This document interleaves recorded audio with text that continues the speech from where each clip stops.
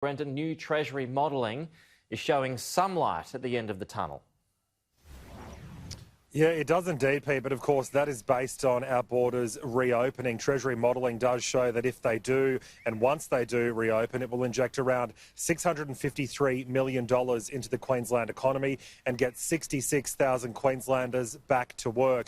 We know in April alone, 120,000 Queenslanders lost their jobs due to COVID-19 and the restrictions that came with it.